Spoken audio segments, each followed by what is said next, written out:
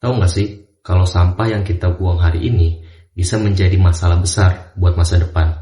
Nggak cuma soal lingkungan, tapi juga soal kesehatan dan keberlangsungan hidup kita. Persoalan sampah di Kota Bandung, Jawa Barat tak kunjung menemukan titik terang. Indonesia saat ini darurat sampah dialami warga sekitar TPA Cipecang, Serpong, Tangerang Selatan. Setiap hari, manusia menghasilkan sampah dari aktivitas yang emang sangat sederhana, kayak contohnya makan, belanja, dan perjalanan-perjalanan lain. Sampah yang dihasilkan dari aktivitas sederhana tersebut itu membutuhkan waktu sekitar ratusan tahun untuk terurai, dan hal tersebut dapat mencemari lingkungan-lingkungan seperti tanah, air, dan udara. Indonesia darurat sampah. Nah, persoalan ini bahkan dibahas khusus oleh Presiden Prabowo di Istana Negara. Timbunan sampah di Indonesia ternyata mencapai 69,7 juta ton per tahun. Tiap tahunnya ada ratusan juta ton plastik yang diproduksi dan 8 juta ton sampahnya dibuang ke lautan. Itu sama aja kayak buang 20 pesawat Boeing 737 setiap jamnya. Dan bayangin juga kalau butuh ratusan bahkan sampai selamanya buat plastik untuk bisa terurai sempurna. Penanggulangan sampah nggak cuma jadi tanggung jawab pemerintah, tapi kita juga bisa ikut andil dalam kontribusi tersebut.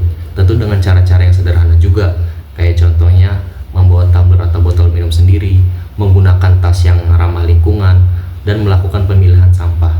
Nah, aktivitas sederhana yang kita lakukan dapat membawa dampak besar untuk masa depan. Teknologi RDF merupakan pengolahan sampah anorganik melalui proses homogenizers menjadi ukuran yang lebih kecil atau dibentuk menjadi pelet. Di Indonesia, pengelolaan sampah telah diatur secara hukum.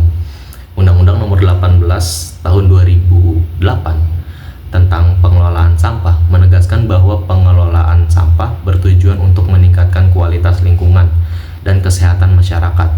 Pasal 12 undang-undang ini menyatakan bahwa setiap orang wajib mengurangi dan menangani sampah dengan cara yang berwawasan lingkungan.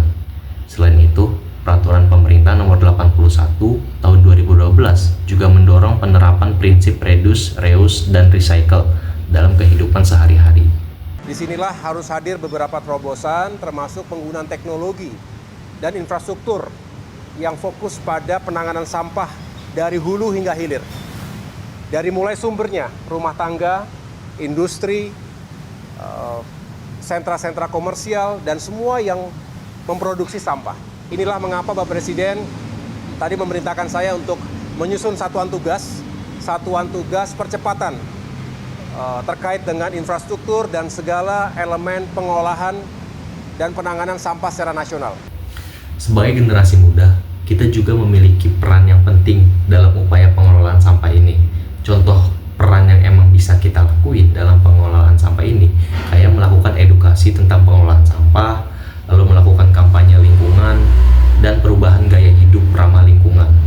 Itu merupakan salah satu kontribusi generasi muda dalam mengurangi masalah sampah ini. Kelompok pemuda Pandawara Group diundang ke istana.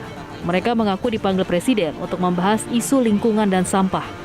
Dalam kesempatan ini, Presiden mengapresiasi gerakan sosial yang dilakukan komunitas tersebut dalam menangani persoalan sampah di Indonesia. Dan yang perlu kita ingat, bumi bukanlah warisan dari nenek moyang kita, akan tetapi titipan untuk generasi berikutnya. Kurangi sampah mulai dari diri sendiri, mulai dari